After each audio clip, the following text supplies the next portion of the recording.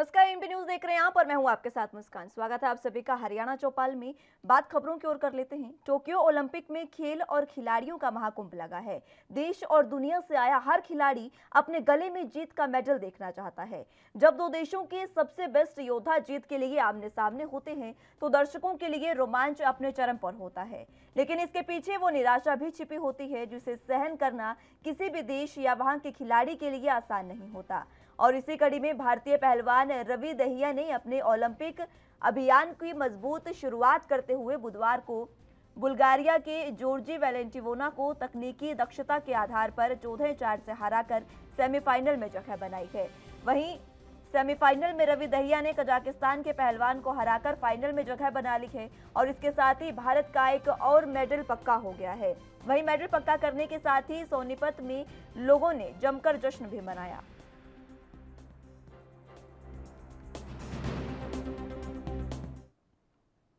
वहीं संसद के पक्ष और विपक्ष के बीच जो गतिरोध शुरू हुआ था वो अभी तक थमता हुआ नजर नहीं आ रहा है। संसद में रोजाना हंगामे और विपक्ष के द्वारा नारेबाजी की तस्वीरें सामने आ रही है, तो वहीं मंत्री अनिल विज ने इस पर निशाना साधा है। उन्होंने कहा कि जब किसी राजनेता को बोलना नहीं आता तो वो इधर उधर झांकना शुरू कर देते हैं और ऐसा ही कुछ हाल ही विपक्ष का है। सत्ता पक्ष तो खुली चुनौती दे रहा है, लेकिन विपक्ष तो सिर्फ हंगामा ही कर रहा है। लोकसभा में प्रश्न उठाने का एक कायदा है, हाँ हाँ और हूं हूं करके प्रश्न नहीं उठाए जा सकते हैं। देखो, प्रश्न है जिनकी चर्चा होनी चाहिए, हम मानते हैं कि चर्चा होनी चाहिए और सरकार पूरे आत्मविश्वास के साथ कह रही है कि हम जवाब देने के लिए तैयार हैं, लेकिन विपक्ष की ही तैयारी नहीं है। विपक्ष ही तैयार नहीं है, इसलिए वो शोरगुल में ही अपना समय बिताना चाहता है। आप ये कह रहे हैं कोई वक्ता नहीं है विपक्ष के पास, राहुल गांधी को आप अच्छा वक्ता नहीं मानते? नहीं, जो वक्ता होता है वो फिर बोल के अपने जोहर दिखाता है, वो इधर उधर के कार्रवाइयाँ नहीं करता। ऐसा है, मेरा 40-45 साल का अनुभव है, जब किसी राजनेता को बोलना ना आता हो ना तो वो इधर उधर बगले झांकने लगता है। वही हाल विपक्ष का है। सत्ता पक्ष तो खुली चुनौती दे रहा है, जबकि हमेशा होता उल्ट रहा है कि विपक्ष हमेशा मांग करता रहा कि हम चर्चा करना चाहते हैं और सत्ता पक्ष माना नहीं करते। कई विधानसभाओं में, खासतौर से हमारी विधानसभाओं में पिछले राज में ऐसा रहा है, लेकिन यहाँ बिल्कुल उल्टा है। प्रधानमंत्री नरेंद्र मोदी जी ने कहा है कि आप कोई भी प्रश्न उठाएं हम उसका जवाब देंगे, लेकिन लोकसभा में प्रश्न उठाने का बकायदा लिखित कायदा है। वाह वाह। किसी की मां ने इतना भी दूध नहीं पिलाया है कि हिंदुस्तान की धरती पर तिरंगा फहराने से रोक सके। खालिस्तान समर्थकों को ये चेतावनी दी है हरियाणा के गृह और स्वास्थ्य मंत्री अनिल विज ने। बता दें कि बीते दिनों खालिस्तान के समर्थक गुरवंत सिंह पन्नू ने बीते दिनों तक विवादित वीडियो जारी किया था, जिसमें कि उसने 15 अगस्त तक तिरंगा झंडा फहराने से रोकने देने की चेतावनी भी दी थी। तो वहीं मंत्री अनिल विज ने पन्नू को सीधे सीधे चेतावनी दी है और कहा है कि किसी की भी मां ने इतना दूध नहीं पिलाया है कि हिंदुस्तान की धरती पर तिरंगा फहराने से किसी को भी रोका जा सके। उन्होंने कहा कि इस तिरंगे को फहराने के लिए हमने कई वर्षों तक संघर्ष किया है, कई बलिदान दिए हैं, अनेकों जिंदगियां अंडमान निकोबार की काल कोठरी में गर्क हो गई हैं। देखिए, किसी की मां ने दूध नहीं पिलाया कि हिंदुस्तान की धरती पर तिरंगा फहराने से कोई रोक सके। ये तिरंगा फहराने के लिए हमने कई वर्ष संघर्ष किया है, कई बलिदान दिए हैं, अनेकों जिंदगियां अंडमान निकोबार की काल कोठड़ियों में गर्क हो गई हैं। और आज अगर कोई तिरंगे के खिलाफ भी बात करता है तो 139 करोड़ देश का देश है, ये खड़ा हो गया ना। वहीं किसान नेता राकेश टिकैत ने कहा है कि 16 तारीख को हम किन्नौर जा रहे हैं और इसके बाद हम 3 दिन के लिए तमिलनाडु और उसके बाद कर्नाटक जाएंगे। उन्होंने कहा कि ऐसा नहीं है कि जहां चुनाव है हम वहीं जाएंगे, पूरे देश में ही जाएंगे और जब तक सरकार नए कृषि कानूनों पर किसान मोर्चे से बातचीत करनी शुरू नहीं करेगी, तीनों कृषि कानून वापस नहीं होंगे, एमएसपी पर गारंटी कानून नहीं बनाएगी, आंदोलन तब तक जारी रहेगा। संयुक्त किसान मोर्चा के बैनर तले मिशन उत्तर प्रदेश का शुभारंभ अगले महीने 5 सितंबर को मोर्चे की ओर से होने वाली बैठक के बाद लिया जाएगा और राजनीति से हटकर यह मिशन पूरे तरीके से संयुक्त किसान मोर्चा का होगा। उत्तर प्रदेश की राजधानी लखनऊ से मिशन की शुरुआत की जाएगी और ये जानकारी भारतीय किसान यूनियन के नेता राकेश टिकैत ने मंगलवार को टीकरी बॉर्डर पर दी है। किसान नेता राकेश टिकैत ने कहा है कि 16 तारीख को हम किन्नौर जा रहे हैं और इसके बाद हम 3 दिन के लिए तमिलनाडु और उसके बाद कर्नाटक जाएंगे। साथ ही उन्होंने कहा कि ऐसा नहीं है कि जहां चुनाव है हम केवल वहीं जाएं, हम पूरे देश में जाएं। पिछले दिनों हुई बरसात का पानी चिल्ला झील के क्षेत्र में बने खेतों में 6 से 7 फुट तक भरा हुआ है और एक युवक का पैर फिसल गया है, जिसकी वजह से वो पानी में जा गिरा और जब तक परिजनों को पता लगा तब तक युवक की मौत हो चुकी थी। युवक की पानी से बाहर निकालकर अस्पताल में उसको लेकर गए, लेकिन तब तक उसकी मौत हो चुकी थी। घटना के बाद लोगों ने भारी रोष जताया और मृतक युवक की पहचान इंद्रपुरा मोहल्ला के रहने वाले रविंद्र के रूप में हुई है। वहीं मृतक युवक के पिता की शिकायत पर पुलिस ने कार्रवाई की है। बता दें कि फतेहाबाद में 2 साल में बरसाती पानी में डूबने से ये दूसरी मौत है और इससे पहले 20 जुलाई 2022 को अरोड़वंश धर्मशाला रोड महेश कुमार भी बारिश के पानी में डूबकर जान गंवा चुका है। ये कहाँ से कहाँ जा रहा था बच्चा, ये क्या कर रहा था? ये मतलब कि घूमने जा रहा था, बड़ी चिल्ली वाली साइड है, तो जो बारिश का पानी जो रतिया गेट पे इकट्ठा होता है वो सारा वहाँ इकट्ठा हो गया जी। उसकी वजह से उसका पैर स्लिप कर गया, वो खड्डे में चला गया। क्या नाम है इनके बच्चे का? बिंदर है जी, सन ऑफ श्री ओम प्रकाश। कितनी उम्र है? 21 साल। कहाँ के रहने वाले? ये इंद्रपुरा मोहल्ला। कहाँ के? कितने बजे की घटना है ये? बर्फ फैक्ट्री वाली गली। हाँ जी, अभी आधा घंटा हुआ जी। क्या घटना हुई? घटना जी, ये जो बरसाती पानी वहाँ पे बड़ी चिल्ली में इकट्ठा हो रहा है जी। कोई फिलहाल वक्त एक छोटे से ब्रेक का है, फौरन हाजिर होंगे।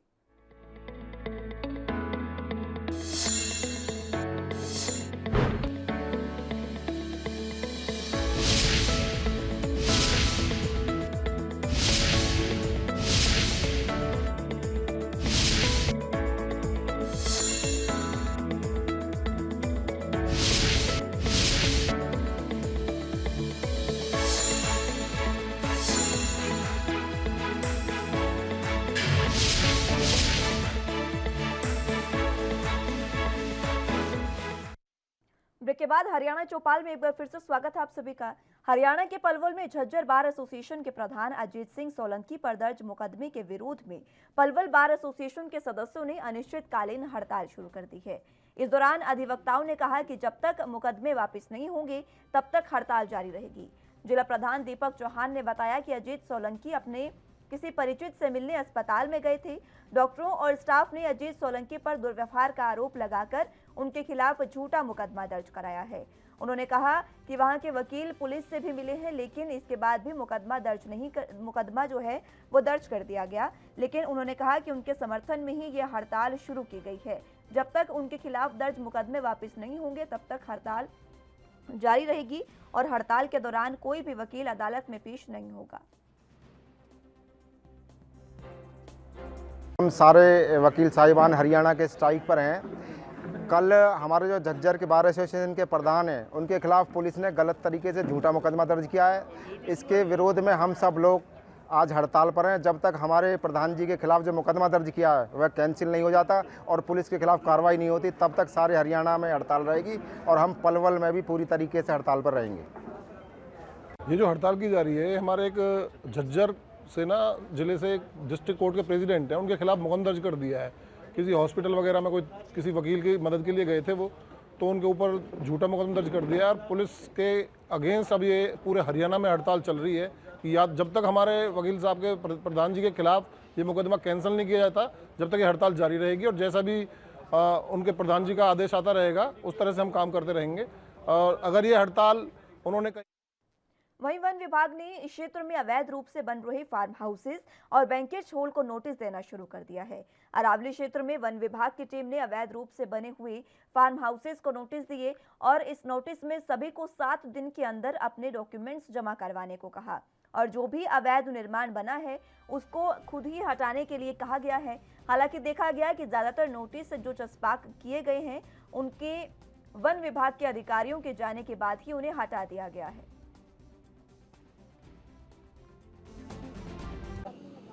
TLPA के सुप्रीम कोर्ट के आदेश के तहत इनको टाइम दिया गया है, जिसमें अपने जवाब स्टे अपने CLU जो भी इनके पास में है वो फॉरेस्ट ऑफिस में जमा करवाए, अदरवाइज इनको भी डिमोलिश कर दिया जाएगा। तो कितने दिन का टाइम दिया गया है? सर 7 दिन का टाइम है इसमें। ओके, हाँ तो जी। उसके बाद क्या है कार्रवाई की जाएगी इस पे? 7 दिन के बाद सुप्रीम कोर्ट के जिन आदमियों के जवाब आ जाएंगे उसको जमा करवा दिया जाएगा। और 35 जो अपने जो लकड़पुर है उन उसको दे दिए हैं, और अनंगपुर में ज़्यादातर को हम सर्व कर चुके हैं। अभी वहीं फरीदाबाद के नए डीसी जितेंद्र यादव ने कहा कि चाहे 2 ही पौधे लगाएं, लेकिन उनकी देखभाल 2 साल तक जरूर करें। उन्होंने कहा कि सरकार ने फरीदाबाद को जो दायित्व उनको दिया है उसके लिए वो मुख्यमंत्री का धन्यवाद करते हैं और जिले में जो भी बेस्ट पॉसिबल होगा उसको किया जाएगा। बता दें कि डीसी जितेंद्र सेक्टर 12 में सांसें कार्यक्रम के तहत युवाओं के साथ पौधारोपण कर रहे थे और इस मौके पर उनके साथ जिले के युवाओं ने भी बढ़ चढ़कर हिस्सा लिया और ज्यादा से ज्यादा पौधे लगाकर उनकी देखभाल करने की भी बात कही। सभी फरीदाबाद वासियों से और समस्त शहर वासियों से एक निवेदन और अपील है कि ज़्यादा से ज़्यादा अपने आसपास पेड़ पौधे लगाएं, उनकी बच्चों की तरह पालना करें, उन्हें बड़ा करें। आज यहाँ 6 पौधे लगाए गए हैं और आगे पूरे फरीदाबाद में हमारी ये मुहिम अनेक पौधे लगाएगी और आगे चलती रहेगी। मेरा सभी से अपील है, सभी फरीदाबाद के निवासियों से, उसमें मैं भी इंक्लूड होता हूँ, कि पेड़ हम चाहे 2 लगाएं 5 लगाएं, लेकिन उन पेड़ का ध्यान रखें। एक पेड़ मिनिमम 2 साल की उसकी रिक्वायरमेंट तो ज़रूर होती है, तब तक उसे पालें, उसके बाद तो वो नेचर के थ्रू ही सारी चीज़ें ले लेगा। तो पेड़ उतने लगाएं, मेरी अपील ये भी है कि ज़्यादा से ज़्यादा पेड़ लगाएं, लेकिन उतने लगाएं जिनका हम पालन पोषण कर सकते हैं। डीसी पद की कार्यकारिणी संभाली एक अच्छे संदेश के बाद, तो इसके लिए भी क्या कहेंगे? नहीं, बिल्कुल बहुत अच्छा डिस्ट्रिक्ट है। मैं हरियाणा सरकार का, CM साहब का धन्यवाद करता हूँ कि उन्होंने ये दायित्व दिया हमें। तो जो भी बेस्ट पॉसिबल हो पाएगा, जो भी प्रायोरिटीज़ होगी यहाँ पे, लोगों की जो समस्या होगी उनको कैसे निपटारा कर सकें, टेक्नोलॉजी का कैसे यूज़ कर सकें, लोगों के डोर स्टेप पे ही मैक्सिमम जो DC रिलेटेड डिलीवरीज है उनको कैसे। फिलहाल वक्त एक छोटे से ब्रेक का है, फौरन हाजिर होंगे।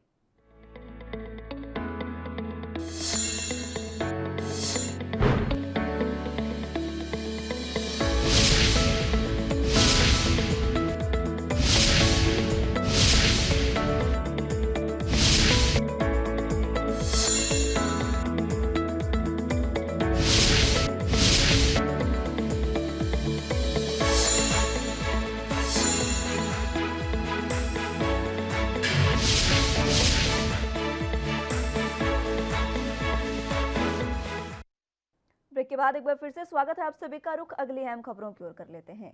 फरीदाबाद जिला प्रशासन और JJP यूथ द्वारा एक क्रिकेट मैच का आयोजन किया गया है, जिसमें मुख्य अतिथि के रूप में फरीदाबाद के नगर निगम कमिश्नर यशपाल यादव ने टॉस करके शुरुआत की है। वहीं नगर कमिश्नर यशपाल यादव ने भी क्रिकेट मैच में जिला प्रशासन की ओर से अपनी पारी खेली। मैच खत्म होने के बाद यशपाल यादव ने बताया कि मानसिक तनाव और शारीरिक चुस्ती फुर्ती के लिए जीवन में खेल का होना बेहद महत्वपूर्ण है। खेल में ये मायने नहीं रखना चाहिए कि कौन जीता या कौन हारा। सभी खिलाड़ियों ने अच्छा अपना बेस्ट भी यहाँ पर दिखाया है और ऐसे युवाओं को खेलों में अपनी रुचि ज्यादा से ज्यादा दिखानी चाहिए।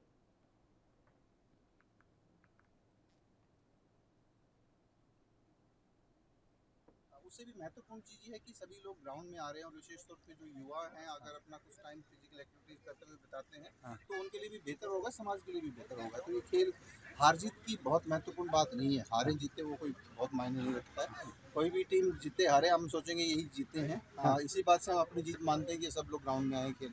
सर ये तो है कि मन को दिलासा दे रहे हैं, लेकिन मन में तो होगा, जीतने का विचार तो मन में होगा। नहीं, मैं सिर्फ खेलना चाहता हूँ और मैं चाहता हूँ ये सब लोग इसी भावना से खेले और दिमाग में ये नहीं रखें जीतना है हारना है, सिर्फ खेलना है। और ये नहीं है कि आज ही आए खत्म कर दिया, कोई भी गेम खेले।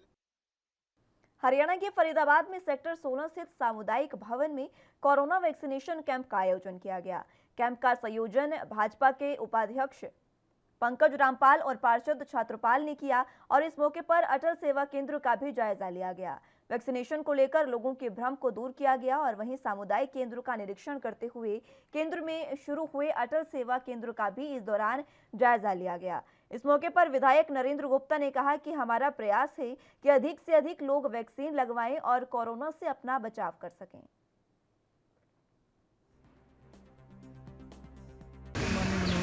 पूरे देश में फ्री वैक्सीनेशन के जो हमने कैंप्स लगाए हुए उसी कड़ी में 16 एक कम्युनिटी हॉल में आज कैंप लगाया है।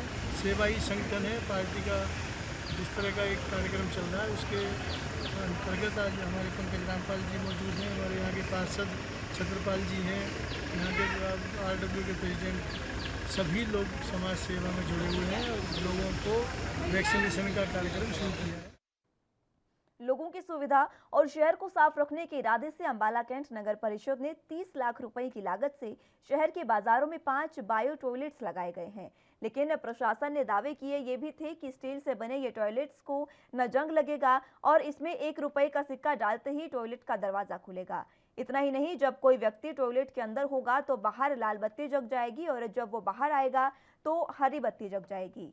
लेकिन न केवल ये टॉयलेट्स अब फेल हो चुके हैं बल्कि इनमें से एक तो नगर परिषद के कबाड़ को उसकी शोभा बना हुआ है, वहीं बाकी के चारों टॉयलेट्स पर ताला लटका हुआ है। वहीं जनता ने नगर परिषद पर लोगों के पैसों का दुरुपयोग करने का भी इस दौरान आरोप लगाया।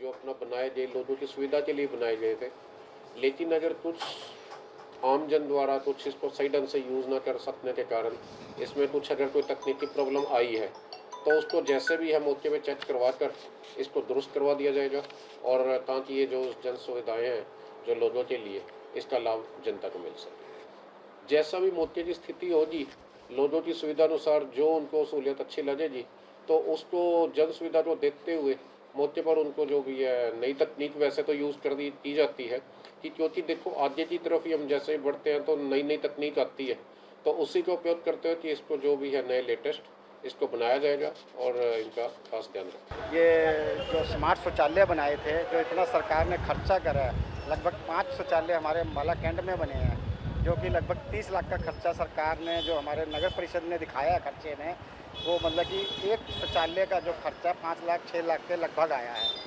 लेकिन ये कुछ ही समय के लिए चले हैं, 5-6 महीने के लिए। उसके बाद इसकी सफाई ना होने के कारण, गंदगी होने के कारण जो बिल्कुल ही इसके अंदर कई लोगों ने तो इसको तोड़ फोड़ भी कर दिया। इसके अंदर वो देखभाल जो हमारी नगर परिषद है उन्होंने ठीक ढंग से नहीं करी इसकी, और कुछ शौचालयों का जो मलबा है, जो शौचालय है, वो नगर परिषद उठा के भी ले गई है, अपने कब्जे में रखा है उन्होंने। लेकिन इतना पैसा बर्बाद करने के सिवाय मैं कहता हूँ कि भाई जो ये है, जो सिंपल शौचालय हैं बहुत अच्छे बने हुए हमारे शहर के अंदर, क्यों ना सरकार उसको उसी तरीके से सिंपल शौचालय बना दिया जाए। इतना पैसा की जो बर्बादी करी है, ये हम लोगों का जो खून पसीने की कमाई है, जो हमने इतना पैसा पब्लिक से ही लिया जाता है, सरकार पब्लिक से ही इकट्ठा करती है टैक्स के रूप में। और मैं नगर परिषद से भी कहता हूँ कि ये जो मतलब देख रेख नहीं करते हैं ढंग से और ऐसे पैसे की बर्बादी करते हैं सर, हमारी पब्लिक की, हम लोग जनता की, और हम इतनी मतलब कि मेहनत करके जो पैसा सरकार को टैक्स देते हैं और सरकार उसके बाद देख रेख नहीं करवाती ढंग से, और ये बर्बादी है पैसा। इलेक्ट्रॉनिक शौचालय के नाम पर शौचालय लगाए थे। मैंने RTI से सूचना प्राप्त करी, एक शौचालय लगभग 6 लाख रुपए का है, और वो शौचालय ऐसे हैं, कहीं गाय खड़ी हुई, कहीं भैंस खड़ी, कहीं लोगों ने गाड़ियाँ खड़ी कर रखी हैं, कई लोगों ने किसी। हरियाणा के रेवाड़ी में CIA धारूहेड़ा और थाना धारूहेड़ा पुलिस ने फ्लैट में घुसकर सामान चोरी करने के मामले में रिमांड पर लिए गए 4 आरोपियों को जिले के गांव खरकड़ा निवासी सोनू, गजेंद्र, मोहित और राहुल ने 7 और वारदातों का खुलासा किया है। पुलिस ने डॉक्टर बीरेंद्र सिंह चौहान की शिकायत पर धारूहेड़ा स्थित पार्श्वनाथ सिटी में उनके फ्लैट से चोरी किया गया सामान, एक लैपटॉप, गैस सिलेंडर, इंडक्शन चूल्हा, इंडक्शन कुकर, मार्का प्रेस्टीज बर्तन आदि सामान बरामद किया है।